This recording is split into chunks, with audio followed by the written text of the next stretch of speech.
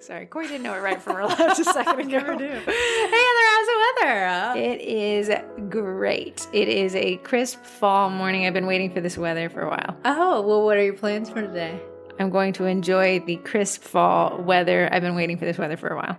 Well, what's for lunch after the pod? Lunch, I figured we could walk through the crisp fall weather, and wherever that walk takes us is where we could... I got it! The weather's great! So Corrie wanted to talk about content buckets, which is something she's actually focused on. And the reason for that weird skit was to prove to you guys that when you go to talk to somebody, if all they talk about is the sales that they want to make, it becomes a pretty one-sided, boring conversation where everyone's like, yeah, I'm not interested in this at all. Everyone knows someone who has this hobby and they won't shut up about it. And you're like, okay, if I hear about this one more second, I might just die. But the question is, but what are we supposed to talk about? This is my job. Making sales increases business, and that's what social media is for, is to increase business and make more sales. So why wouldn't I talk about the things I want to sell? And it's frankly, the answer is because it's boring. It's just boring, and it's hard for me to want to go to a page and you can do everything right. You can have the best copy in the world. You can have the best photography in the world. You can have the best consistent posting schedule in the world. But if your content is really boring and one-sided, all that really amazing effort still goes to waste. I know. There's only so many posts someone can be like, you're so talented on. Yeah. And you're like, thank you so much. Buy from me. And that feels right. I mean, you're using your social media to produce really great content to increase sales. Yeah. But what that issue comes about is your reach starts decreasing despite all this great effort because the content is not interesting. And that's where content buckets come into play.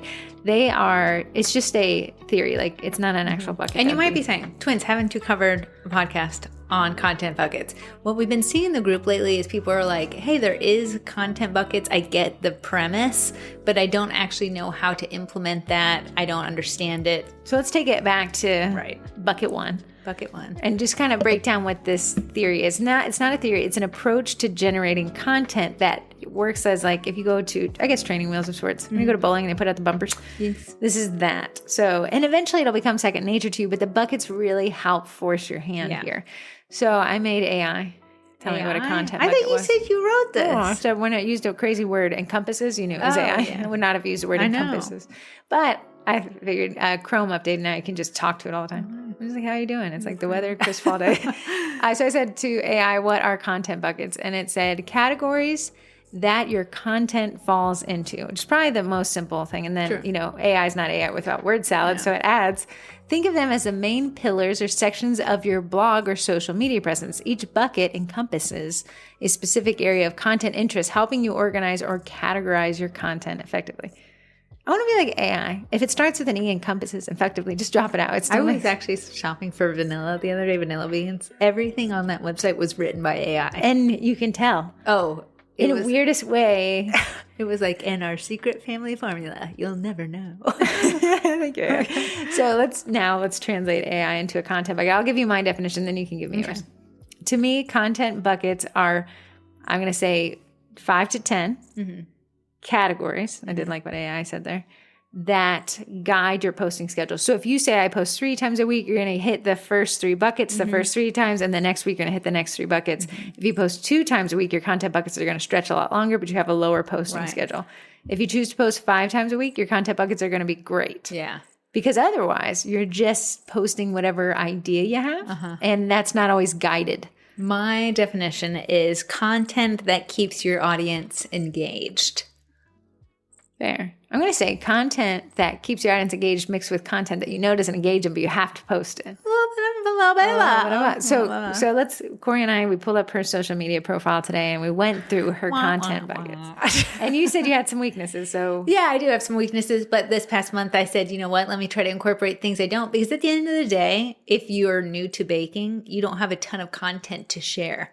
So you'll be like, I just made a set and I posted about it. Now I have nothing to post anymore. So how can you make your social media engaging without having so much content that I've been baking for many years? I just uploaded how many photos I have of cookies onto my hard drive thing. Sure. 53,000. Corrie, you can delete some. Never ending social media content. Where did you put this? An external? On my external hard drive. I have your external. You got another one? I've always had one. You just got another. This one's 3 terabytes.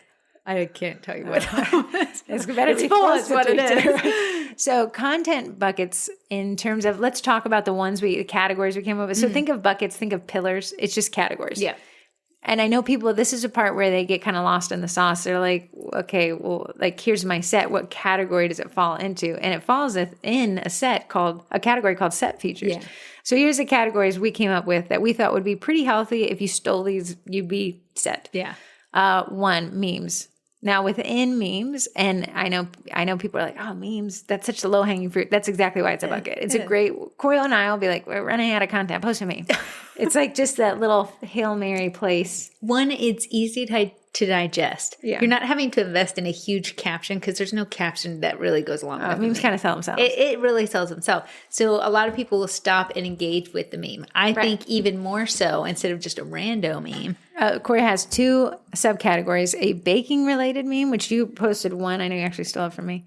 Maybe you made it. Maybe we made it fit. The cookie room one? Yeah, I did. Okay, so there's this one where it's a layout of a house, like the schematics of the floor plans, and the biggest room in the house, which is technically, I think, supposed to be the garage or something. It's this cookie room. Uh-huh. And Corrie said, like, my dream, what was your caption? It was like my dream layout at the moment. Right, dream home. So it was a baking related meme. Now it's funny because your baker would want the biggest cookie room. So Corrie's audience is obviously a hyper local Northern Virginia audience and some cookiers who fail to respect boundaries. but that meme was very low hanging fruit, but still applicable to baking. So it's not a meme, just a funny thought you have, because that throws off the content buckets as well. Corrie and I went to this local French restaurant. We did. Fancier than we are, that's for sure. It was delish. But when we go to tag the page, you can tell that the owner is probably an older man, and he's using the French restaurant Facebook page to post funny things he finds online. Yeah, nothing to do with French restaurants, food. He only posts about once a month, so 12 posts a year, which is nothing, and only about 2 of those posts are about closing early. It's off-putting. It was off-putting. It wasn't about pudding. It was off-putting.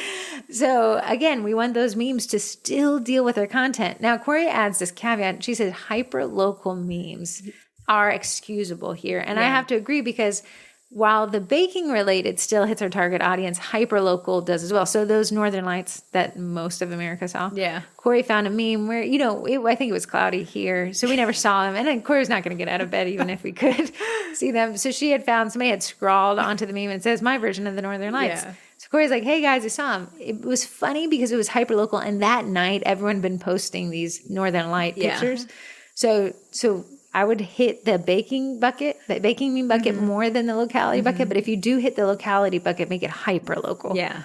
We have a lot of toll roads here. If it's a joke about the toll roads, maybe. There was a crane. They were building a bridge last year, a couple of years ago, and the crane kind of looked like it had a head and arms. So the whole of the Northern Virginia, which is millions and millions of people, they named the crane because everyone was sitting in traffic staring at it. And he kind of looked like a guy. So they named him Steve the Crane, and then it just became this local joke about this crane, which is really hard to get millions of people in on a joke like that. I know. But when he was sitting there snarling traffic for months, I guess we could. So Corrie says, have one of your buckets be memes, and I agree with that. Mm-hmm. You'll see that it's one of the major heavy hitters for Sugar Cookie Marketing page. We lean heavy into that bucket. Yeah. Okay, then the next bucket. So it's bucket 1 is memes. Bucket 2 is behind the scenes. Now, so these are content categories, right? Within these content categories, you can post these in different places. So we actually have two dials working for us. Yeah. We have the type of content, and then we have where that content is posted. So when I say where, it could be a feed, it could be a story, it could be a live, it could be a reel. Mm-hmm. It could be a group post, which is different than a feed post. It could be a share. So there's a lot within that. But behind the scenes, you can have the option of photos or videos. Yeah. Videos do really well as reels. They do really poorly as feed posts. They do. But photos do really well as feed posts and less as Instagram posts, right? Then, so Corrie posted one as an example. She took a picture of her cutter storage, which is very comprehensive. Expound. So people are like, oh, the amount of cookie cutters you have is insane. But for some odd reason, when they see the way that I store these cutters, they imagine every box in the storage unit is If you guys are big into IKEA furniture, it's Talax. It has they have these bins, they're perfectly squared. Yeah. And they have 1, 2, 3, 4. I think you have 8 total areas for bins, and Corrie stacked them up to down, so they're taller than they are wide. So there's probably 5 of them across. So 8 times 5 is how and many then she bins are in has there. Whatever that is. They're not filled to the top, but you would just, people when they see those boxes think that they're filled to the brim of cookie cutters. So they're like, oh my God. Yeah, so she doesn't have translucent boxes. Although I think translucent boxes would have been better. I wouldn't have liked to look at that. Oh, yeah, it is an eyesore, but it helps you know what's in there. Yeah. It's always that, fine line. So Corrie posted that the other day, and a ton of people said, wow, because it's so relatable to her business. Yeah. For every set she's baking, there's a cookie cutter involved. So it still adds to the story of like, hey, I'm a baker and I'm making cookies. But it is a different type of content that isn't buy from me, buy from me, buy from me. I know. It's more of a conversational thing. And you said I got a lot more engagement on that post because it was so interesting. So again, these buckets can add a level of interest where it might feel awkward otherwise. But when the content bucket says, listen, be interesting, then you're going to say, I'm going to find a way. If you're hurting for comments on your social media, it's probably because you're selling constantly. So people are like, well, if I comment, unless I might it's feel like I'm the sold content. too. Oh, yeah. Like when you pass the kiosk at the mall. Yeah. They're not there to ask you how your day went. They're there to sell. And if you say, if I talk to them, I will be involved in a sales pitch, right? So, or if you are posting your sets constantly and people are like, you're so talented, you're so great, and you're never coming back to them, they'll hit the road, Jack. I agree. They want to be your minion. So again, the cutter storage is a great behind the scenes. Corrie said, oddly, this is her take on behind the scenes, large bags of dough in the freezer. Like as we get, one time I shared how many we were prepping for that December where we pretended that we were just bakers and nothing else. And I did all the bags of flour because you divide them out for each batch. And there was probably 16 bags of flour. But people would like that. Oh, they were like, oh my goodness, that's so much flour. And so keep in mind with the behind the scenes that you are letting people into your house. So have that house is clean. Something very hard for me so that I don't like doing it. Right. So have your house real clean. We don't want the cat on the counter in these photos. Yeah, you don't want the cat on the counter behind You don't want to introduce more problems with these buckets. So again, we're going to be strategic here, but we're going to let people in. Even teaching people like, hey guys, an ingredient I use is meringue powder. People don't always know what it is. Here's the one I use. Here's where you can buy it from. Just kind of, again, this behind the scenes of what goes into these sets is an interesting content bucket. If you typed about meringue powder, people would feel free to comment because they're not being sold to. Yeah. Another one, Corrie says, just pictures of really large orders. I see it around Christmas time where people are doing thousands of cookies and they take a picture of so many DIY kit boxes. There's so many stacked Their dining room table is filled with boxes. And people are always fascinated. I think there's something about it. I love seeing lots of one thing. Yeah. So, but again, keep your house clean. You got to make sure that the perimeter of your photo looks really dialed in. We don't want to say, ew, gross, but that's a lot of cookies. Yeah. We don't want the conversation for this content bucket to be like, yikes. So taking pictures of large orders. Corrie has a great one. Behind the scenes of picture of people taking a class. So Corrie and I will always take pictures during class, and then the caption there can again be behind the scenes. Like, here's what goes into creating this set, or here I like to say, like, here's this couple, this is their date night. Yeah. They're 70, and she makes him go to these things. Yeah, you're almost showcasing the students, and still it's not behind the sales. Yeah. And it's after the fact of the class. So it's not like sign up for this class. I see a lot of people use that content to get more sales for the next class. Which that would fall within a different content bucket. Right. So when we say, here's the behind the scenes, look at Mark and Carrie, and they're having a blast here, and here's a little bit about them. Or, sometimes we have people who are cakers and they want to start offering cookies, and they'll give us their business card featuring their business. Still behind the scenes, you're not selling to them, and it's interesting content. Yeah. It just adds a more round approach to your content. Like when I look at your feed, I'm like, wow, this is diverse, but it's still focused. Yeah. Another content bucket. So we have memes, we have behind the scenes, we have get to know me. And I think Corrie hits this bucket pretty well. People love to see faces. They do. And I posted a picture of my son. I know. First day of high school. That post did phenomenal. It really does well. Yeah. Now this is probably the bucket that's least about cookies. It is. This is saying I'm a human. Don't be mad at There's me. a person behind it. I did tie it back into cookies. It was like every order you give helps this kid go to this little private school that he goes to. So thank you for putting him through. You leaned heavily into the bullying on that one. It was. I know what I said. You crazy. So get to know me. Corrie. Heather brought me out. Heather said, I'll dangle a little photo in front of me. And I said to Corrie, she wanted to go to a pumpkin patch. I said, let's take a photo of you and Arch in front of this. They have this pumpkin wall. It's really cute idea. But let's take a photo and then you can use that as content. Again, it has nothing to do with cookies. Corrie didn't even bring a cookie. That would have been cool if she did, but it's just about her and her son. Yeah. Now everyone sees that picture. It's like, oh, he's so tall. I know. Yeah. So we have pics of your family at a pumpkin patch. It's just going to do well. It'd have to be posted in October. But you could also do pictures that for Thanksgiving. Here's what I'm thankful for. My family. Large family photos. Yeah. I'd like to see that myself. I love to Even see if you are a baker. So I follow a local mechanic shop. He'll post pictures of the employees on their birthdays. It is much more interesting to me than a picture of a wheel. Yeah. But all of it encompasses, this is a mechanic. So it's still about the business. Now, what I wouldn't post in my get to know me section is like your opinion pieces. I would never post anything about politics. I wouldn't post anything like, oh, I'm annoyed today. That's too personal. You still need the formality of the business aspect of it. A lot of times Heather says is how you get them is how you keep them. So if you make dramatic posts like, can you believe someone in a local community group said this to me about something I made? You're bringing people to the drama, and you are going to get a lot of engagement from it because we love drama. We love it. I love to read it. I hate to follow it. It's a hard content bucket to fill because it's constantly being emptied. So if you build a content bucket based off of drama, it will easily do best, but it'll be hard to maintain. And then when anything ever goes wrong, those people will turn just as quickly on you. So I would stay away from dramatic content as far away as possible. And I would say that slow growth of these more consistent, approachable content pillars while you're not getting the drastic comment section. The 50 shares in 2 minutes. It's the safest bet. Yeah. If you post a lot of content and it gets angry reacts, to me, you're going in the wrong direction. Again, your business, how you want to run it is up to you. I just wonder if you'll still be in business in a couple of years. Yeah. Okay, back to the behind the scenes, the get to know me. I'm sorry. Corrie does this one. It does really well. Again, these are the farthest from baking. But you can tie it in like Corrie did with her caption because every sale goes to sending her kid to private school. She said she's thankful for her spouse and she ties it in. So her husband's a police officer. I think he took a picture of him eating a sandwich. And it said, hey, I know some of you guys, when you come to pick up your orders, you have met my husband, Nate.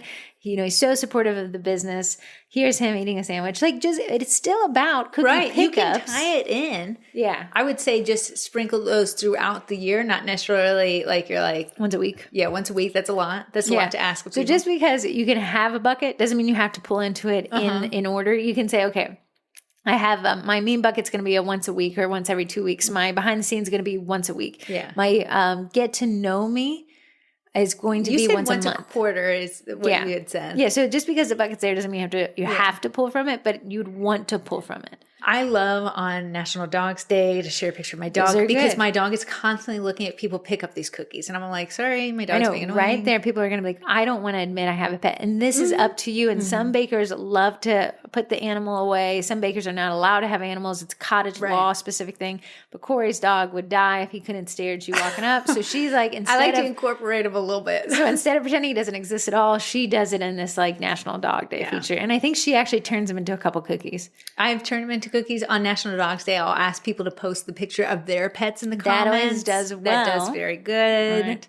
So again, your own personal approach. These are just ideas. I could use a Frank Day. Meet the baker. These ones always do real solid. Again, once a quarter, a picture of you and a cookie. A lot of people invest in getting photo shoots done. You can barter with a photographer saying, I'll give you cookies for your event. If you give me headshots, bring them into your kitchen. And they do really, really well because everyone wants to know. They did a study, I think it's called a heat map on a website where they track where the mouse clicks go and the eyes go. Yeah. So they're reading people's eyes to see where they're at. And they said whenever there's a face, the eyes naturally go to the face. So it just is really a marketing free space. I know it's so obnoxious to post selfies. It is. I hate photos of myself, right? But it is so nice to be able to connect with people. I like seeing it. To see a face behind the brand. It's easy to get mad at a logo, at a brand name, at someone you've never met. And personal. Yeah. Target is a bullet. Yeah. So you can be like, Target didn't give me my money back. But if you could see my face and like, she looks pleasant most of the time, then you're less likely to get lambasted in a group. And it's just that method of connection. Like, I've seen this person before when I pick up my cookies and I like this person and I want to support this person. That content bucket will do really well. If you've taken a bit of a hiatus, picture of yourself's always going to perform the best. Yes. I'd say the higher quality that photo, the better it will perform. Yeah, I will say that's an investment in your business. I think it's great. It could live on your website, on your About You page. Nice. They're very usable photos. And then people just really like those family events. So here's an example that Corrie had. Our grandmother tripped last year and broke her wrist or something. I think it was actually just a ligament injury. But Corrie made a funny set of cookies for my grandmother and then took a picture with her and then explained the thing. It was nothing about sales, but it very much incorporated 2 content buckets. A set Corrie was capable of doing. I think it was funny. It was like, it's just like play on words, right? Yeah, like sorry about your tibia, and it'll tibia okay. Oh yeah, something real funny. But it was a picture of our grandmother who's adorable and 85. Yes. And people are like, oh, that's their grandmother. That's so fun. And she's holding a cookie. And then Corrie said, oh, my grandmother tripped. And I thought this would be fun. So again, that's a get to know me, but still circling back into cookies. And that wasn't a professional photo. That was snapped with an iPhone. Yeah, and Corrie and I talk about it all the time. Yeah. Professional photos. Who doesn't love a professional high-end photo? But sometimes something is relatable about an iPhone photo. And I think it's because we're all taking photos with our iPhones, except for you Android folk out there. Sorry. Your potatoes. Yeah. Come here, bring me my Idaho potatoes. Yeah, sometimes a quick snap of behind the scenes. I do think a very non-staged iPhone photo is great. It's almost a content bucket. A high-end stage photo and low-end phone quality photo. And they'll both perform uniquely differently. Yeah. Like if you kind of think this, I wouldn't take a really high-end photo of my delicious meal and then lambast the restaurant. No. I would, if you wanted to do like a restaurant review and had a bad experience, take the cell phone photo that's going to match better with I didn't like this. So just kind of think of what lines up there. Now the next, so we have memes, behind the scenes, get to know me, set features. Now this goes back to where most of us naturally find ourselves. This is probably the most posted from content bucket for everybody. Sometimes when people are like, I just can't get reach or can't get sales, I can find that they've only sat in this bucket. Yeah. Not for any, they followed everything. They got great copy. They're using hashtags on Instagram, but just enough. They're engaging in the comments. They're hearting their own posts, right? They're doing everything right, but this is the only bucket they speak from. And it gets really that one-sided weather. And that goes like how we started the whole podcast. Yes. It gets boring to talk to someone who's constantly saying my cookies are so cute. Yeah, but we're not buying from you right now, so we got to just lay praise, laud, and honor on you. I know. You have to think how many people buy custom sets maybe once or twice a year. So you only have 2 times a year that they're actually physically buying from you. So what do you do for the rest, the 50 other weeks of the year to keep them engaged? Right. So I post the other sets, but those people, they like to fall in the other buckets until they're ready to reveal themselves as a buyer again. So, but with the sets features, we absolutely need this to be a bucket. This could be a bucket you pull from the most as long as you're also pulling from other buckets. But this can be your standard bucket. When in doubt, Corrie and I, for the sugar cookie marketing page, because it's pointless to post sets because we're not selling that. Our foundation guy is a baking meme. It is. But this one would probably be my recommendation for a cookie. So Corrie had posted an interesting set. It was inspo versus what they got. And it was like somebody saying, I want this color palette, but I want this set. And then Corrie turned it into that. Or somebody said, here's my invitation. And Corrie turned it into that. And I think someone had a kid's book and he turned it into a set.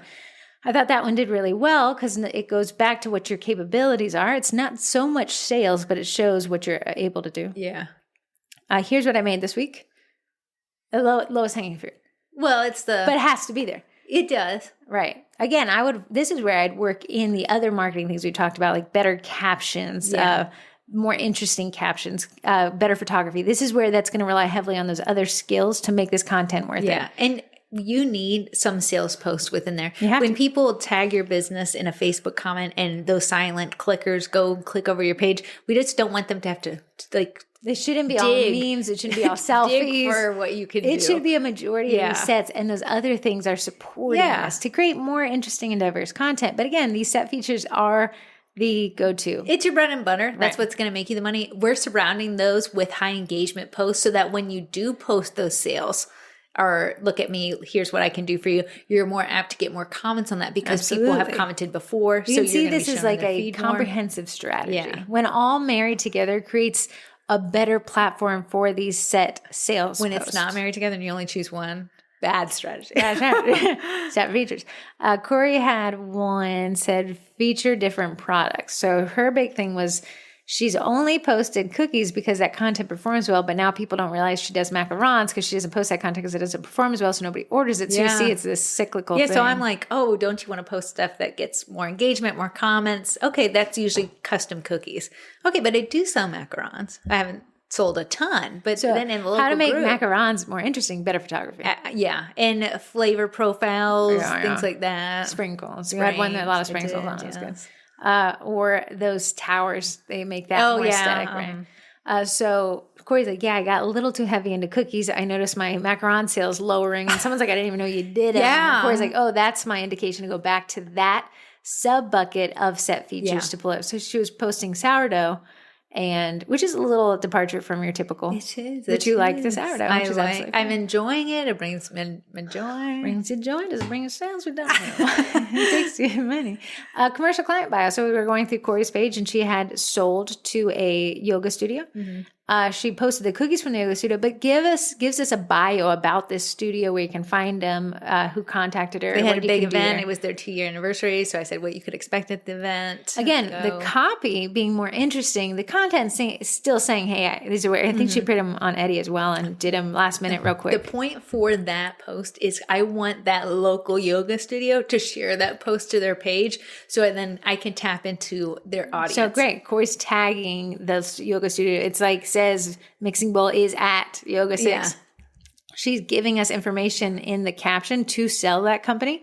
In return, that company's going to want to share that content. If I posted about that company and I was like, I can make your corporate logo cookies, and if you're a yoga studio, contact me today. They're not going to share it. But if I can take myself out of the equation, my sales, I technically want to reach their local audience because they are hyper local to me. They're just a hop, skip, and a jump away. So if I can take I can make your corporate orders and just say, hey, look at this amazing studio right down the road. Here's what they offer. Here's their hours. They're also a franchise, so imagine how many other Yoga 6s are following this Yoga 6 and would also, and I think that's a great way to kind of monkey bar from one commercial client to many. Right. And if they share it, odds are other yoga studios are following them. They're going to, yeah. We all like to see what the neighbor's doing. So that was set features. That's more of like those, here's what I'm baking, here's what I'm working on. Like we say, thanks to me for turning to. Sales posts, like going right for this. Now, I did separate this as its own bucket where it's directly a sales post. Commercial clients hire me. Christmas is coming. My DIY kits, I hate having those boxes left over at the end of the season because then you have to hold on to them, especially if they're themed boxes. Yeah. So my sales last week was like, I have this many DIY kits. I need you to buy this many DIY kits. So we separated set features, which I see a lot of bakers do. Like, Timmy, thanks for turning to. Again, I challenge you to be better at copy and photography for those. But the sales posts are like, you get your wallet out, get some money, hand it to me, and I'm going to hand you cookies That's where pre-sales fall in there. Yeah, we have customs kits, classes, DIY kits. Things that have an expiration date, like a class ticket, you're going to have to get people in there. Vendor expos, here's the vendor show, here's where you'll find me, here's what my booth number is. So these are pretty direct. These are kiosk level posts. Like it's important that we have them. Right.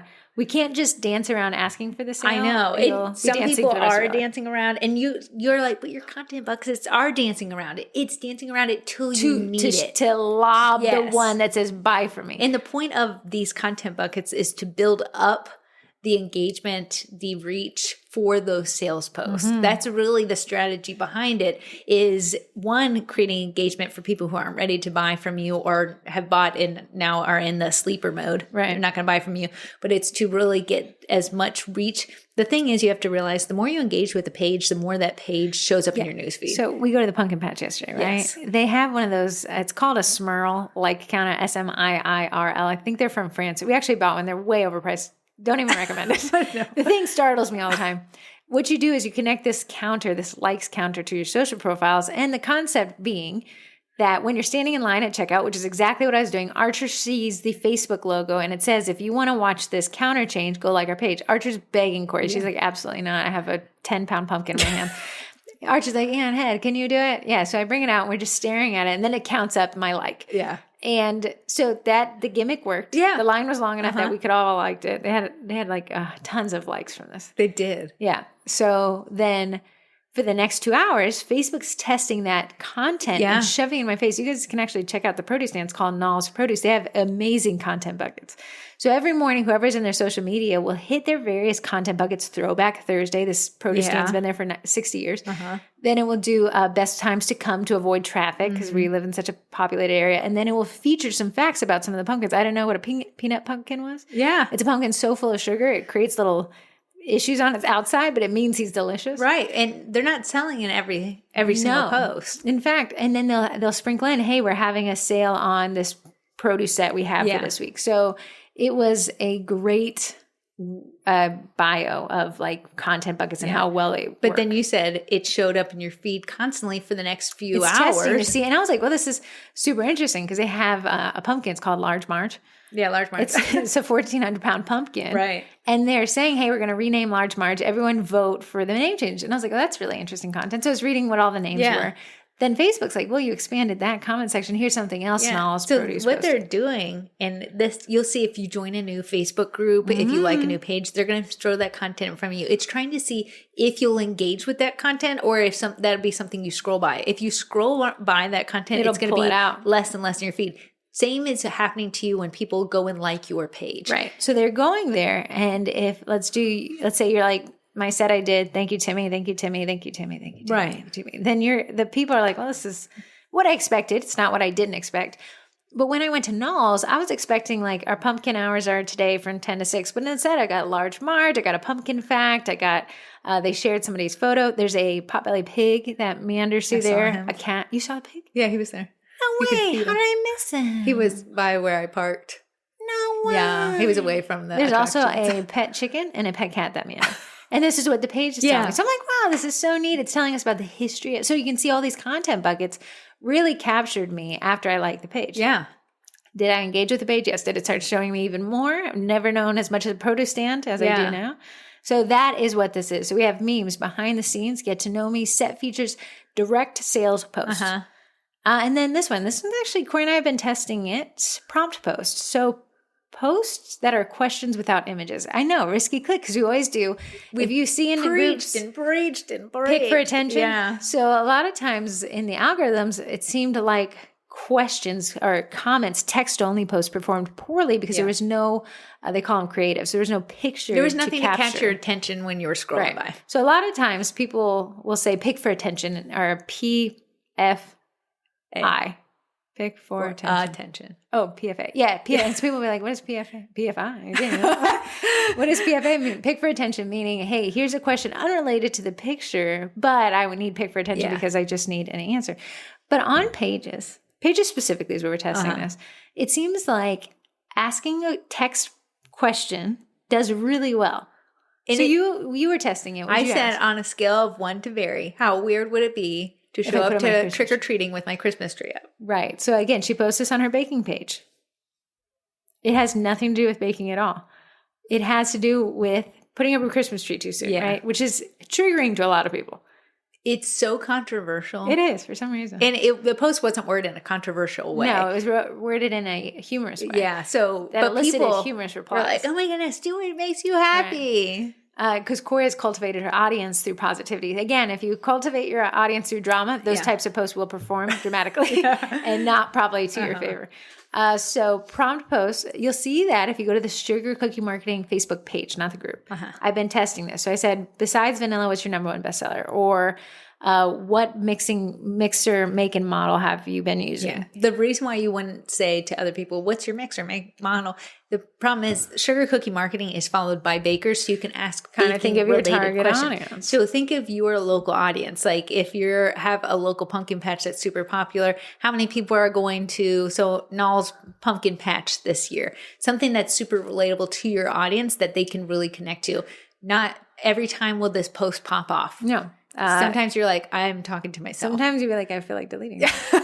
But it does really well. So I'm going to just go through some kind of the content buckets. I pulled up the Sugar Cookie Marketing pages. You guys are free to look up and like.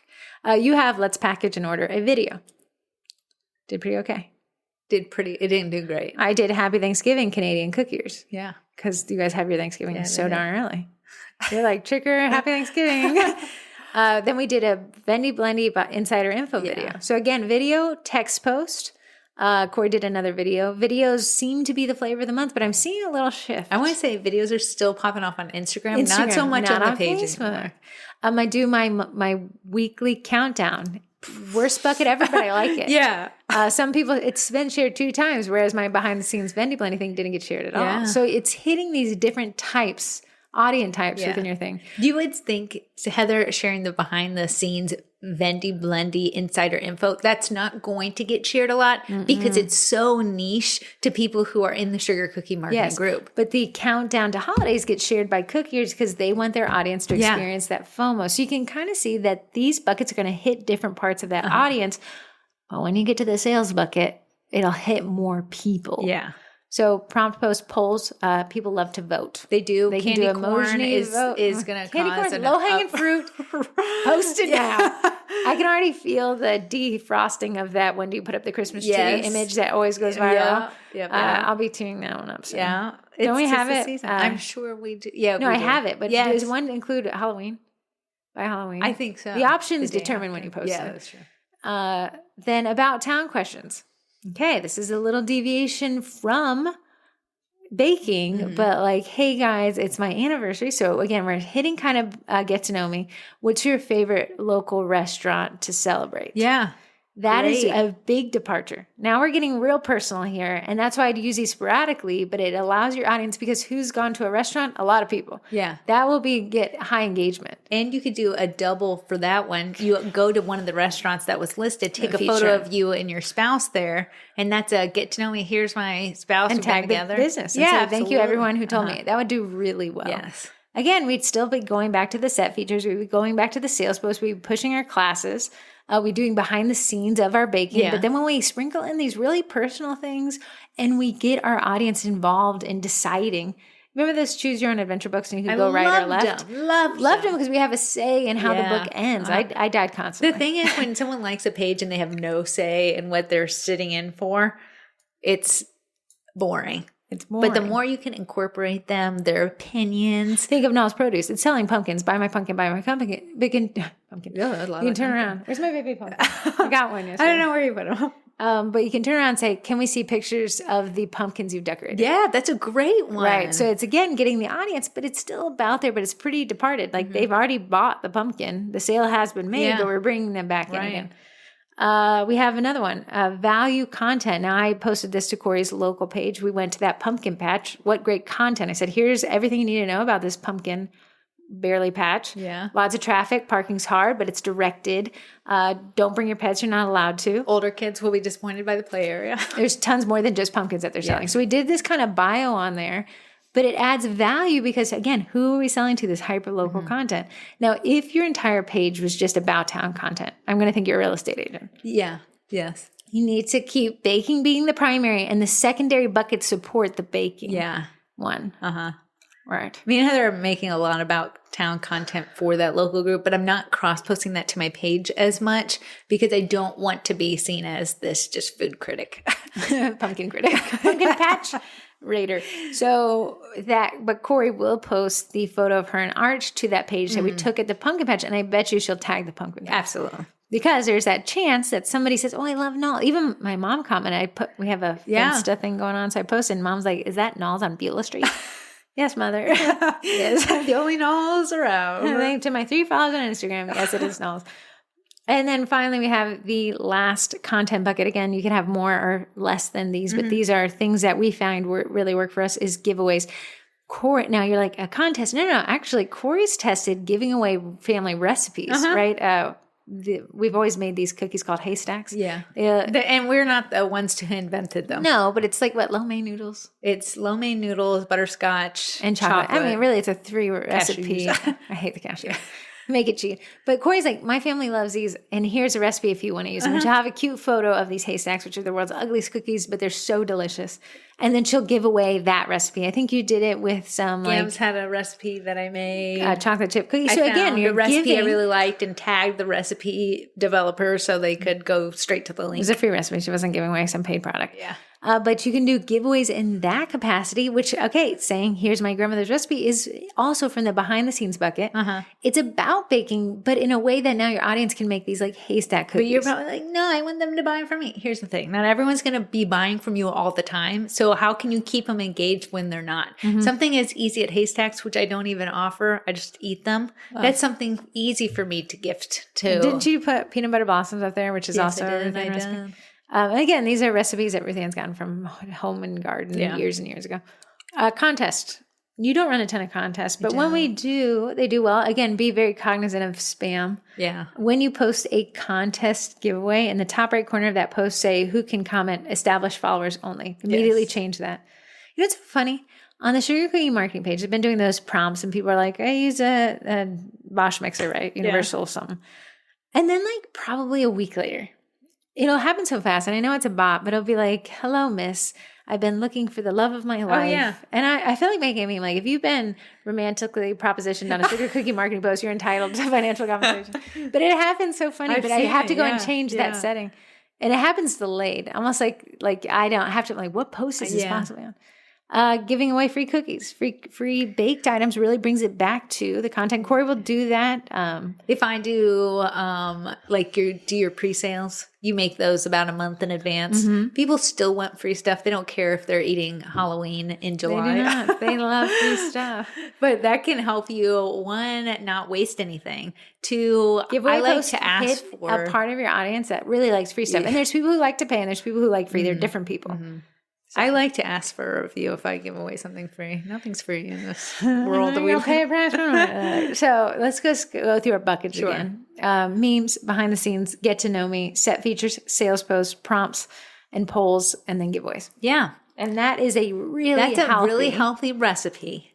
So you could say, well, I post 5 times a week. Am I supposed to post from each of these buckets? Consider where you can post is also part of this strategy. So let's say I post a meme to my feed, but a behind the scenes video to my reels. Yeah. I've hit 2 buckets, and I've hit 2 types of content that triggered 2 different types of audiences. Corrie loves watching stories on Instagram. I never watch stories on Instagram. I just go, just really watch. What's the point? There's something that catches me. Oh. Sometimes people are sharing their post. Yeah, that was at the beginning. That's not what I signed up for. Behind the scenes and stories and reels go really well together. Yeah. If you're talking in your stories, I will stop and listen. Yeah. You know, a great one, and I know everyone hates this one, is going live. I hate it. You can do it on, isn't it post kind of the stories area? Where do Instagram lives live? You can do it on your feed, but they don't have to live on your feed. Right. So that one, man, talk about behind the scenes there. Yeah.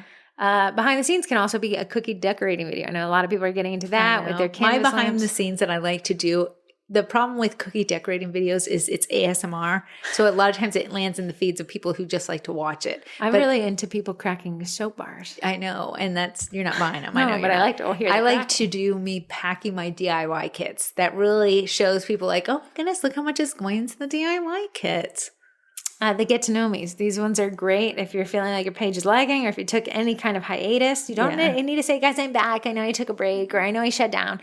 You can just say, hey, baby, this is me. And reintroduce myself. Again, keeping that content, kind of you holding a cookie, you holding a rolling pin, stuff like that really is like, oh, there's my baker versus, was this just a random lady? You're going to see me, a random lady with a random sun in front of a pumpkin wall. Right. So that is Corrie. She wants to bring it back into, that really is behind the scenes, kind of, my kid and stuff.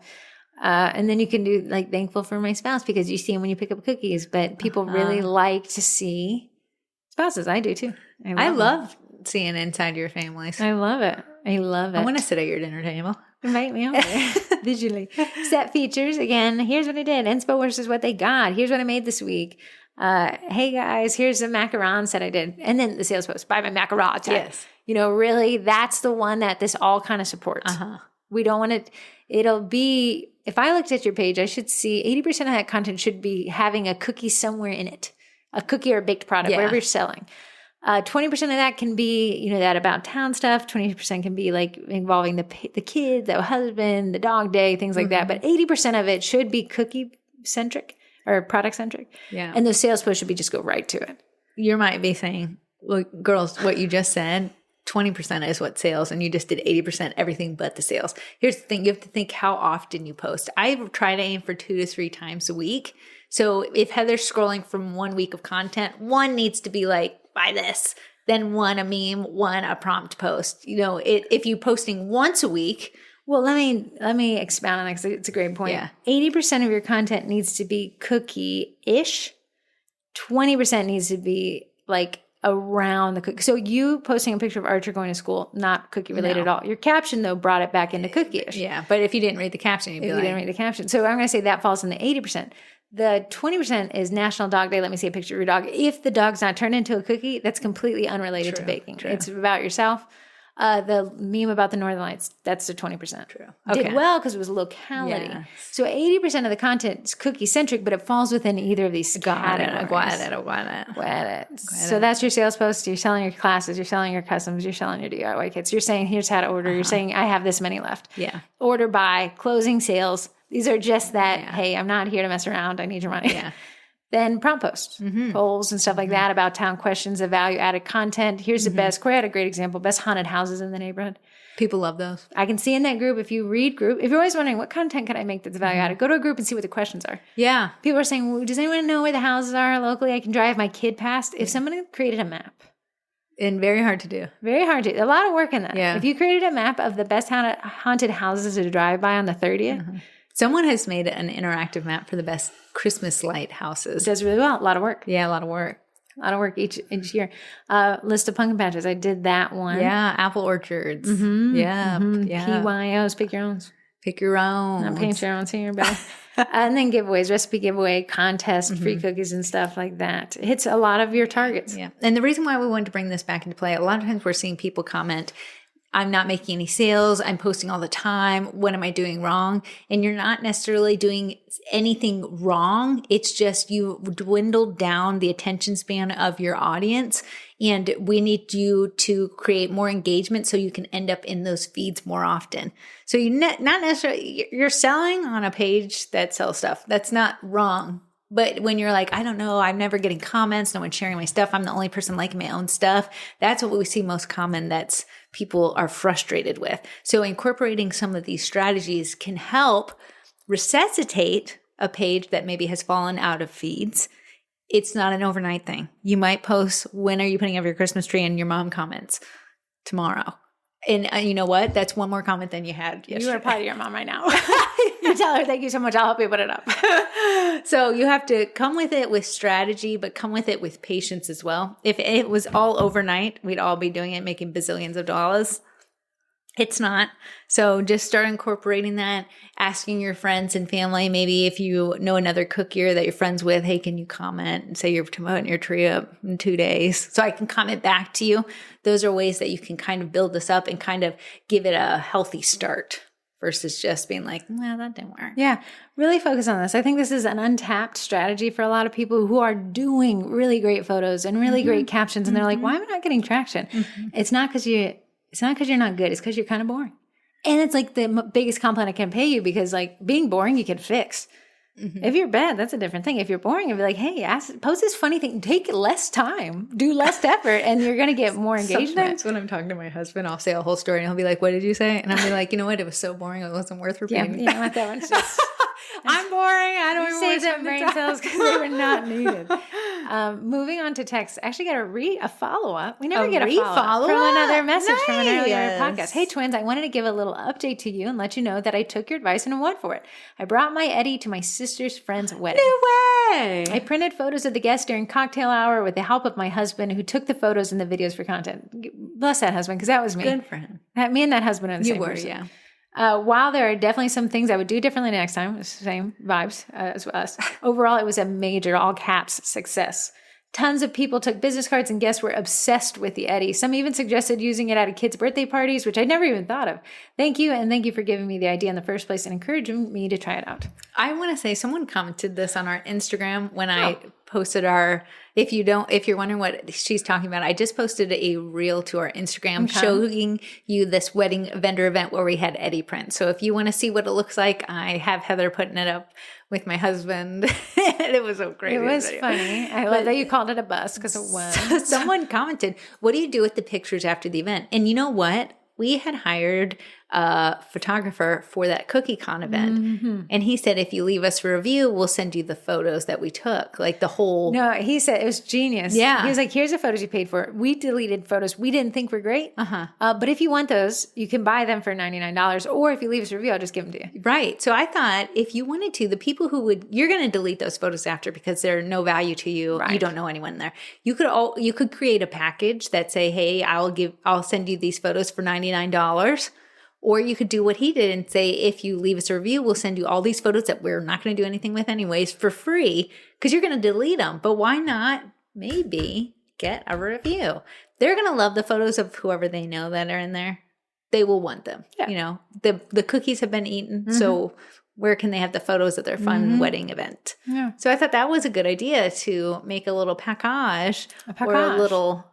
That was a genius idea. That was genius. Yeah. If you guys want to text into the podcast, I think on most podcast players now it says send us a message. You can just click that button and it becomes a fan mail, or you can text in 571-556-5644 and we will happily read that on the podcast. Nice. Vendy Blendy. Vendy Blendy is coming up. It is, I want to tell you, the days are short. The years are shorter. Thank you.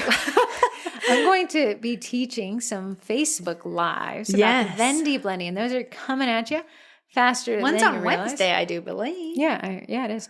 These are, if you've experienced Vendy Blendy before, or if this is your first time and you just want to know, these are really casual. I'm not going to do them for 30 minutes.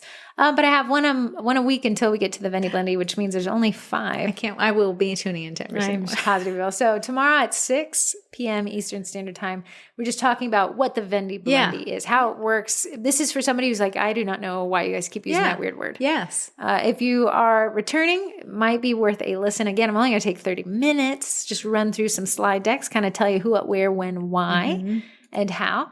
The next week, the live number 2, let's pre-shop the Vendies. I love this. I have a list of all the vendors and their top 3 bestsellers. So we're going to go find that on each of their websites. That one usually runs longer than 30 minutes. Yeah, because you have a lot of websites to go to. There's a lot of websites. And I'm a nosy gossip. You are nosy. I'll even be kind of going through people's shipping options on that. Oh, good. This year I collected all the shipping information that will be provided to you during the Vendy Blendy event as well. Live 3 the next week, secrets to shopping the Vendy Blendy. Yeah. So again, we'll kind of go through, focus less on the websites, more on shipping, shopping, the thresholds, and our giveaways and stuff. Things that since I run it, I'll tell you my secrets. And these will all be left in the group until the Vendy closes, and these all get deleted, unfortunately. Live 4, the Cookie College and the Vendy Blendy. So Corrie and I will be vendors as well, and we like to tell you what's on sale. Yeah. If you're just hearing these words and a lot of ease. You need to come to that first live.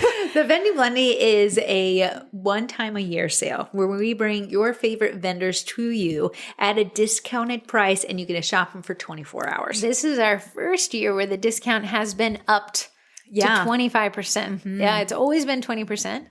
This year we said if you want to be in the Vendy Blendy, you have to offer 25% and pay a fee. It is literally the shops paying you to buy from them. Yeah. That is it is the reverse vendor expo. So you guys get to come in. There's no cost to join. You just show up. It's a 24-hour day. Again, I'll cover that in that Facebook Live, which is on Wednesday, which is the 17th. Oh, no, I'm sorry, 16th. That day is fine. It was it was 2 days ago yesterday. I'll cover that, but it's this one-day event. Everything's 25% off. There's no catch. No catch. There is giveaways, though, and you're like, what, I have to buy something? No. The giveaways are not allowed. The vendors bend over backwards to get you guys some really great stuff. It's not in the sugar cookie marketing group. It's not in the cookie college. It's not in the baking group. It is only in the Vendy Blendy by Sugar Cookie marketing group on Facebook. No one is in there right now except for me and Corrie into our pages. But what you want to do is go and pend right now, and you'll pend till November 29th. But pending guarantees you'll get into that group and access to all the giveaways and door prizes and things like that. If you forget to get into the Vendy Blendy, you won't be able to see the door prizes because you won't be in that specific group.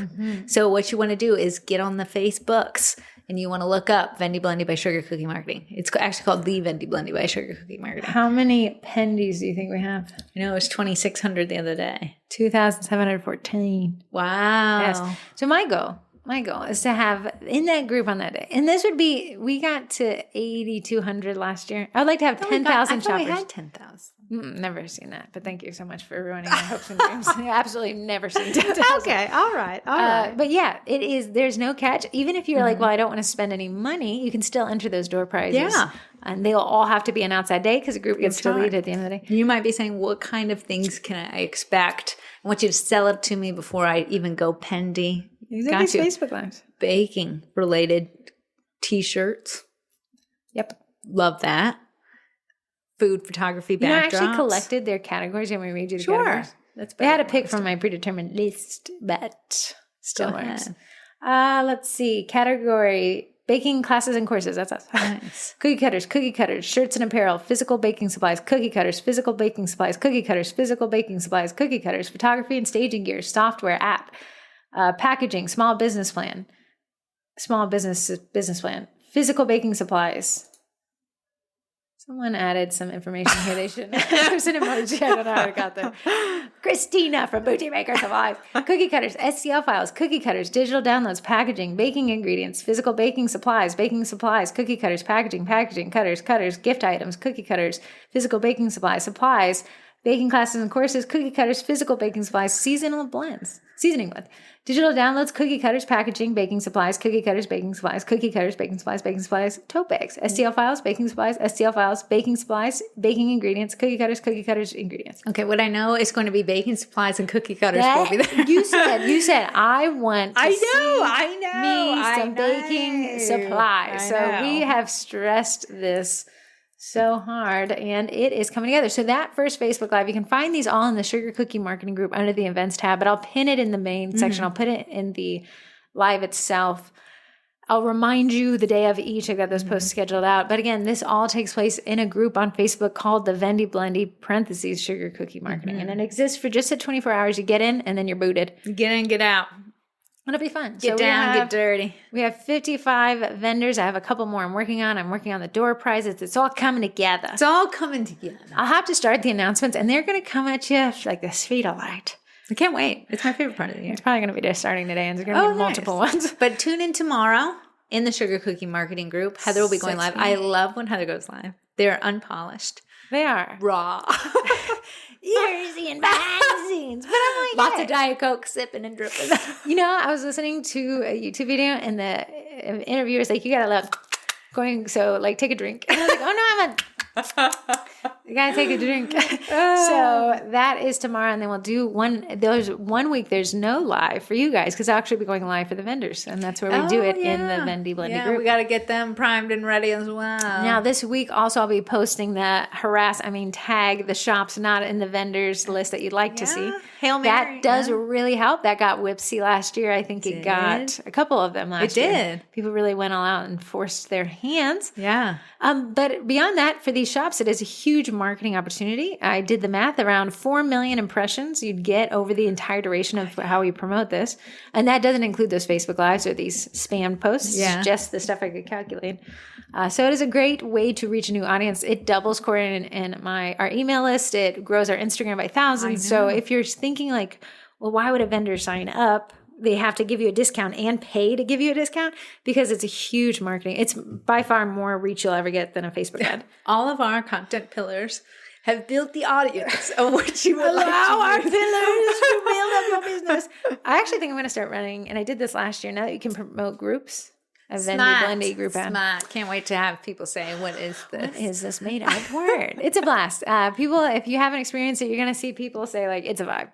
It's a vibe. Heather gets crazy around 10 p.m. Corrie goes to bed. I'm left to my own devices. I've been up for 24 hours, and I do not stay up for 24 hours.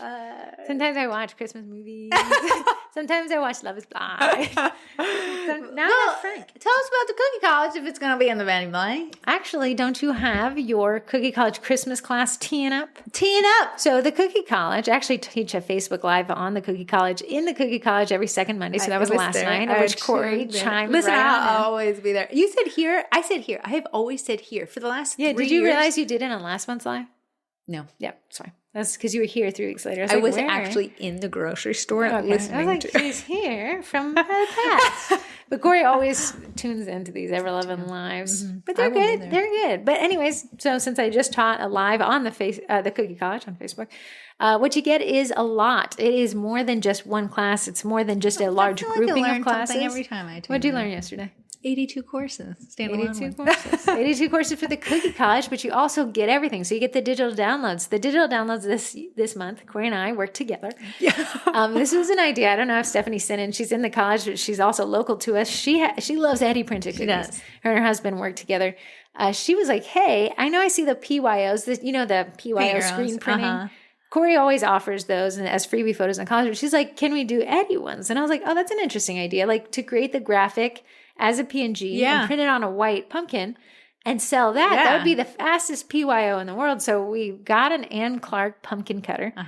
I created the graphic. Corrie baked and flooded the cookie and printed it with Eddie. So it's a whole set to do PYO Eddie printed pumpkins. But they're very cute faces. They're very cute faces. Very, very cute. I had to make those in Illustrator. Oh, yeah. Illustrator's like, girl, do you know what you're doing? You're like, no. But even if you didn't have the Ann Clark cutter, I created my own pumpkin cutter that still fits the same print. So you can print that STL. It's included in the digital download this month. And also transfer sheets that matches pumpkin faces. Yeah. It's a lot of little things for you. But in the college, you get all the digital downloads, which digital downloads really got a revamp this year. They needed a revamp. It was a snooze fest for the last 3. We took our own advice. We use a defibrillator. So if you signed up for the digital downloads, you get a cute business card that looks like an Instagram feed. We did an email signature. We did Halloween cookie tags. Yeah. We did the PYO pumpkins. It's been very interesting. There's some more stuff I can't remember. Yeah.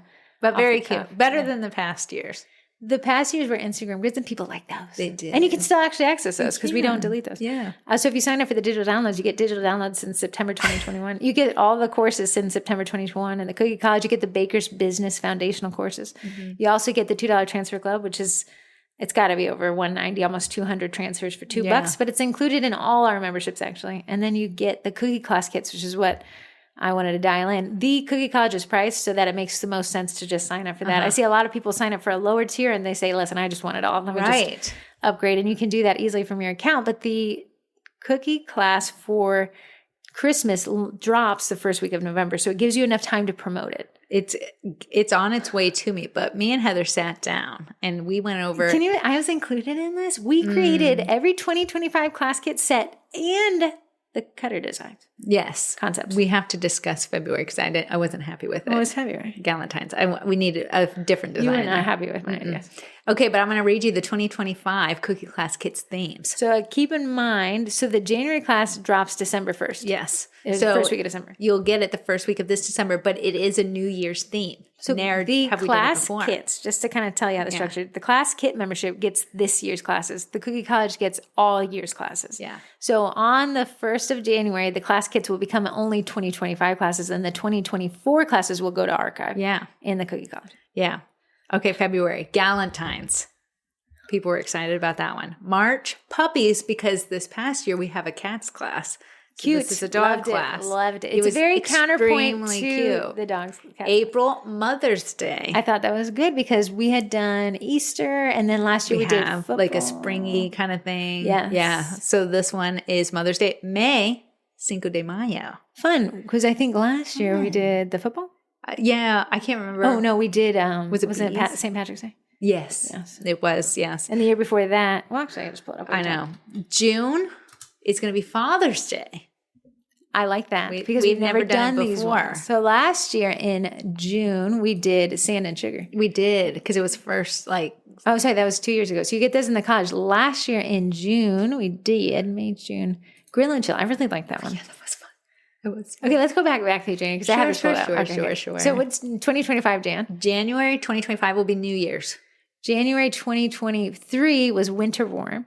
Yeah. January 2024 was Build Your Own Snowman. I recall him very well. He was cute. February 2025 is Galentine's. February 2023 was We Go Together Valentine's. Those are really cute. So it's like a coffee and a donut. Yeah. February 2024 was football. And that was because clearly I have no idea when the NFL is on there. March of 2025 will be puppy/dog theme. Love that because we did the cats class this year. 2023 was Spring Has Sprung Fun. I love that one.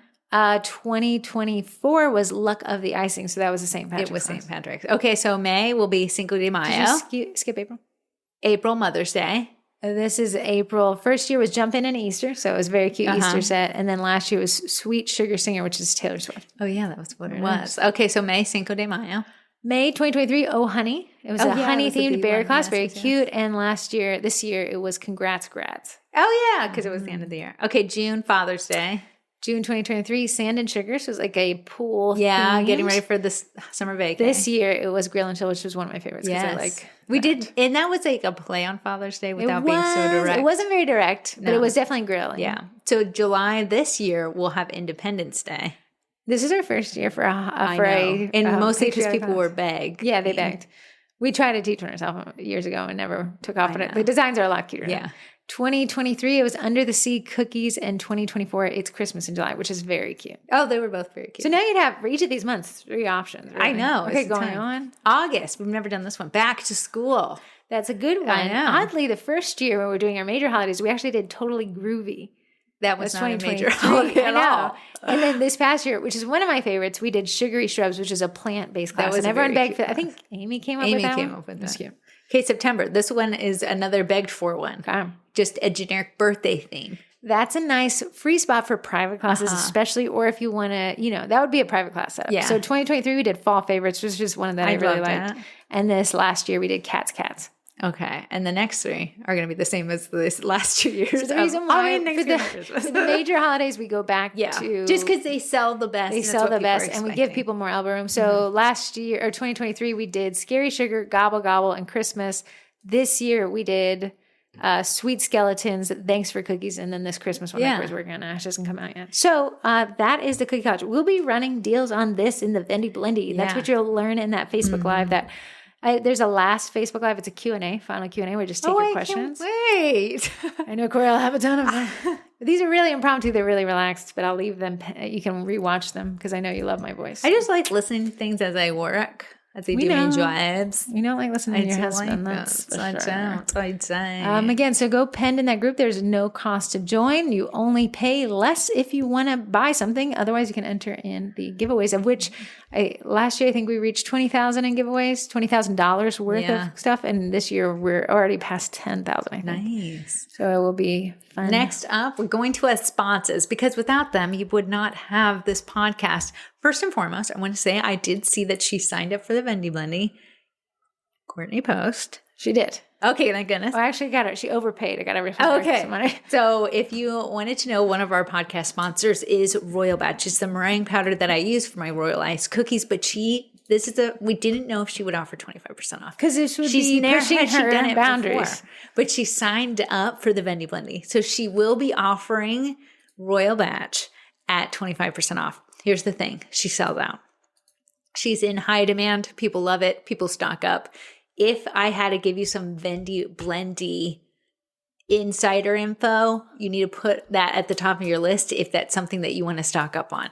She's never offered 25% off. So a lot of people who have not tried her stuff are going to try it this time, which means people like us who use it all the time, we're going to be fighting against new users. So you want to stock up. If you're like, that is stressful, I don't want to do it. You can actually score 10% off right now using the code TWINS at checkout. Royal Batch has ingredients that are already in it that typically a lot of bakers add to it. So it saves you on that. It already has vanilla food flavoring in it. Tastes delish. White food coloring, so it whips up bright white. None of that little off-color yellow cream. Yeah, you don't like that color of the cream. I don't like my icing looking dirty. And then last but not least, it has corn syrup in it. But you can check it out. It's Royal Batch by Bakety Bake. She will be in the Vendy Blendy, but if you want to score 10% off now, you can just use code TWINS. Speaking of vendors, we just had a vendor sign up as I sit here today. Sheer Celebrations. That Rebecca will be selling. I think she does stencils. I'll have to pull up more information here. I'm just flying a little bit blind, but I love when a vendor signs up. She uses Square's website. I love to see what people use the website. So that will be fun. Okay, go to our next sponsor. Our next sponsor is Acorn Backers, which has rebranded to the Backers Co. Same great backdrops, same water-resistant, food-resistant, stain-resistant backdrops. New fun name. Yes. And they are actually a vendor for the Vendy Blendy. I almost want to say she's done it every year. I think she has. And she's like 25%. Patooey. I'll do 30%. She's always done 30%. It's the only day I've ever seen them run 30%. They do run like quick, like clear the shelves discounts, but never on the whole shop, never at 30%. I know. But if you're like that, she does sell out. She does. People, there's some like backdrops where these are like staples, like get these, you'll use them forever. So those ones typically sell out. So if you want 20% off to ensure that you get it, you could use code SUGARCOOKIE, all caps possibly. And that'll get you 20% off, which is still a huge, great discount, but she is in the Vendy Blendie at 30% off. Here's my strategy with this. The L brackets, I use them all the time. You do. They are like some height understanding. Sourdough Your photos, sourdough needed it. macaron photos, and cake pop photos. Here's the thing. She also has different sizes. So the smallest board I typically say cookiers by, but when you're talking cakes and sourdough, you're going to have to up the size in there. And that might be if you're thinking about getting into cakes this year or sourdough, maybe get the 30% off backdrops at the larger size. Yeah. But right now, maybe get the 20% off of these standard sizes of the highest purchased ones that sell out. I've never bought a big one, so I only have the 23 by 23, which is the standard You never size. bought a big one? Never have. I wonder how big they are. Cake people have to operate in a bigger world. Something bigger, right? So I have just absolutely loved them. If you've seen a photo I've taken, it's probably been on one of those. Yes. Love them. So the Backers Co. You still can go to aecorebackers.com. It'll redirect you. Code SUGARCOOKIE. That's 20% off. They will be a vendor in the Vendy Blendie at 30% off, just like Post. Bakety Bake is 25% off. You're going to want to put the one that you want at the top of the list. Because when she sells out, there's no brain shocks. In my live, Secrets to the Vendy Blendie, I am going to tell you to wake up at midnight. Yeah. Snag it. Midnight Eastern Standard Time, which is also annoying for you people. You're probably like, oh, but it's just people in the Vendy Blendie group. The little sales page gets leaked. I love it. I love it. Leak that far and wide. However, that means selling out. That means there's a lot of people that are buying that might not even be in the group. They're just buying from the discount the group. Well, I'm hoping for 10,000 pending in the group. That isn't just mean that 10,000. Just mean people in the group who want to get the door price. So you need to put your things that you need. That's why pre-shopping is so smart. And Heather includes the links to pre-shop so you can see what is on your must-have list. Thevendys.com will take you to the current list of vendors, but I will be making those announcement posts as well. Right. They'll be coming at you. Last but not least, we have Eddie, the edible food printer. I have loved Eddie for my corporate girly era. Really? Eddie and corporate girly era are a match made in heaven. If you have been a good person this year and Santa agrees with you, I would put Eddie, the edible printer, on your wish list. Well, maybe tell me, meet me halfway. I'll do my half. He's $3,000. So we're not talking. This isn't you can do a little payment thing. They have a lot of options. It is a payment plan. There's interest because you're not paying. Right. So it's fair for everybody, but it does make it more affordable. Yes. Eddie is expensive, but he pays for himself very quickly. It's one of those risk it for the biscuit, get paid back in dividends as long as you actually market it. If you heard our little voicemail fan mail thing, she's talking about bringing Eddie. She brought him to a wedding event. Where'd you post that wedding vendor? I did it on our page and our Instagram. So Sugar Cookie Marketing Facebook page and Sugar Cookie Marketing _ on Instagram. If you want to see how we used Eddie at a wedding expo and who that caller was like, I did the same thing. Yeah. It did really well. It was very, like she said, some things I do differently. I'm the same place. Things I do differently. But it was just it was a great attempt. I was happy to try. If you're like, you know what, I'm more of an introvert, Eddie is great for replacing any airbrush system that you might have. Corrie has a bone to pick with. Unfortunately, I was baking before Eddie existed, and I have an ungodly amount of stencils that I hate to organize. I never go through them. I don't know what I have. I've ordered the same one 52 times. Eddie replaces that. There's now, because shops have become privy to Evie, privy to Eddie. There are a lot of them are coming out with cutter shapes and files, PNG files that you can use and just print Eddie on them. People absolutely love them. If you were wondering when Heather was talking about the digital downloads, an Eddie print, she's created Eddie print, so you just print on him and he is the PYO. I love Eddie. I love Corrie him. loves him. I really do. Cool machine. It's a really cool machine. So you can learn more about Eddie on Eddie's printers user group. People are like, oh, you get 25% off. No, I've asked every year and they're like, I love Mark and Jen. They're like, hey girls, absolutely not. No, still, now the Vendy Blendie, still no. But if you can use the money you saved from the Vendy Blendie to 25%, go to an Eddie. I think that's a great set. Moving on to Twitter's. We actually have Facebook Live. It was just submitted today. Who is, Bonnie Bradley. Yes. Sweet Stella Treats. I love his to death. Cake pops are an enigma to me. They look easy and sound easy in theory. They're not. Here's her live. It is on 10/25, so right before Halloween. Let me tell you what day that is. 10/25.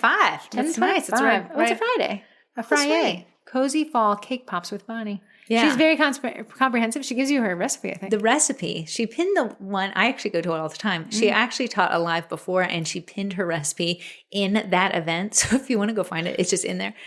This you're going to like. So when people submit lives, if you want to sign up to teach live, you absolutely can. It's great. I know Bonnie actually sells the packages, but we say if you want to sell to the group, teach us something. Give us something for free and knowledge, and then you can pitch us at the end. So she actually takes advantage of this, and I love it.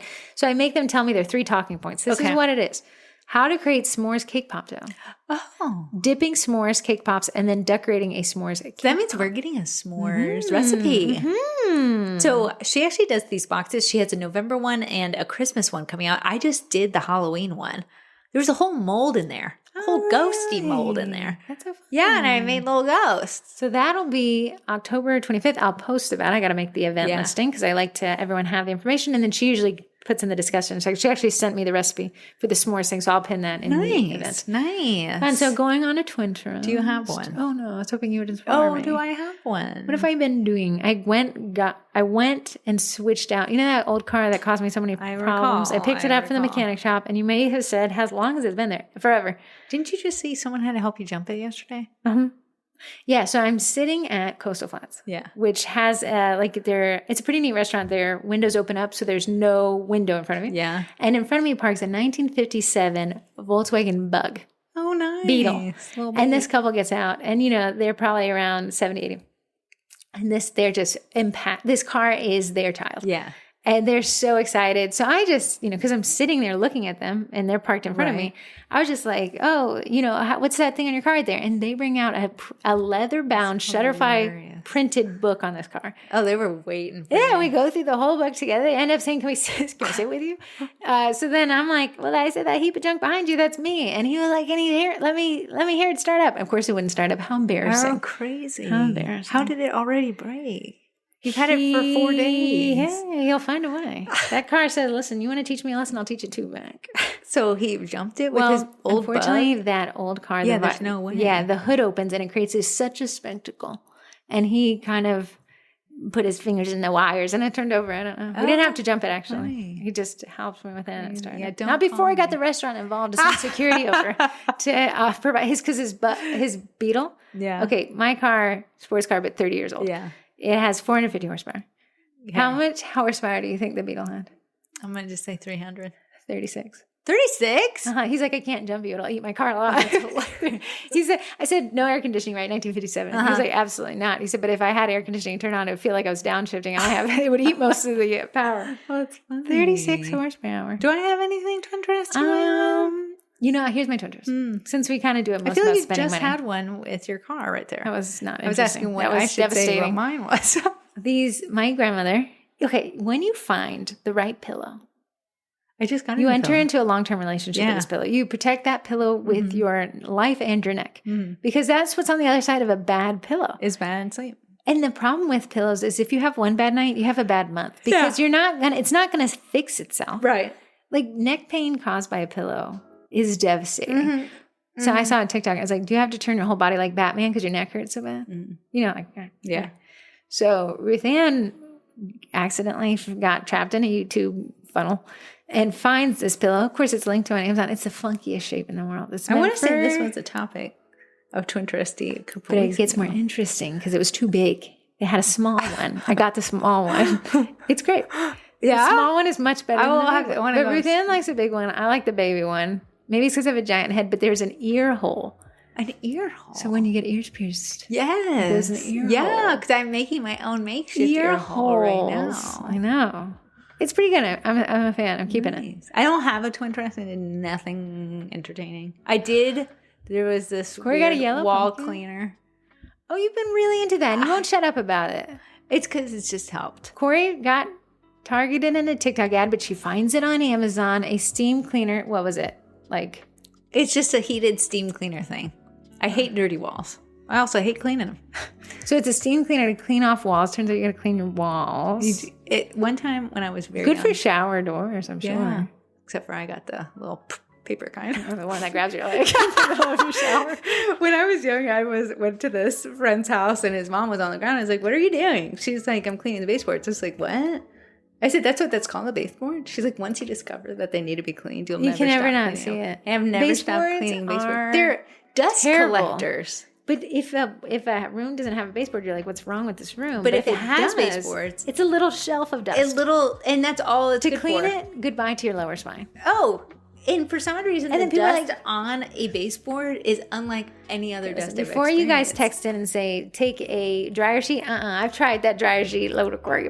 And if you say take a magic eraser, one, I don't like to see the little pillies when you rub it, and then it puts the little, you have little pills of dust now, and they're like stuck because you have to dampen. Magic erasers giveth and taketh. Yeah, so the reason why I have always been cleaning the walls. Melamine sponges from Amazon. Melamine, I think. Melamine, whatever. Tan sponges from Amazon. I have been using those sponges on the walls. It does eventually take the paint off when you've used it on the same place. It's actually a very, very low grit sandpaper. That's what it actually is. So eventually it will One time when we were in the house in Clifton or Sterling. Oh, I remember that. Yeah, there's an island, and it was whatever the cheapest thing. And I'm confessing to these people. Okay. What's that? Laminate. And it was like a weird pinkish thing. The house was probably built in the 90s. Yeah. And I was like, well, let's clean it. So we took this is when magic erasers first entered the market with Mr. Clean. And they were very expensive. And we were like really adding some friction there, and it was cleaning it right up. No, it was taking off the finish. Yeah. So we had to clean the whole thing, so it was very painful.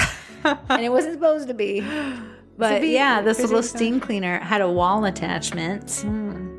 My back broke. There's no way. There's no way it has to clean that. There's no easy way to go about it. My husband came up. He's like, wow, you did some good work.